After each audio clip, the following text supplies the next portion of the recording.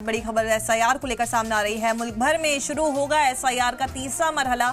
EC ने किया 16 रियासतों में एसआईआर का ऐलान। 16 रियासत और 3 यूनियन टेरिटरी में होगा एसआईआर। लिस्ट में दिल्ली, पंजाब और महाराष्ट्र भी शामिल हैं। करीब 37 करोड़ वोटर्स का होगा वेरिफिकेशन। ईसीआई ने वोटर लिस्ट के एसआईआर के तीसरे मरहले का ऐलान किया है। आपको बता दें कि ईसीआई के मुताबिक ये मरहला 16 रियासत और 3 यूनियन टेरिटरी में लागू किया जाएगा। ईसी ने कहा है कि एसआईआर के तीसरे मरहले का कार्यक्रम जनगणना के तहत चल रही हाउस लिस्टिंग प्रोसेस को ध्यान में रखते हुए तय किया गया है, ताकि दोनों तरकीकार के बीच तालमेल बना रहे। तीसरे मरहले में आंध्र प्रदेश, अरुणाचल प्रदेश, हरियाणा, कर्नाटक, महाराष्ट्र, तेलंगाना, पंजाब, उड़ीसा, झारखंड, दिल्ली समेत कुल 16 रियासतों और 3 यूनियन टेरिटरी को शामिल किया गया है।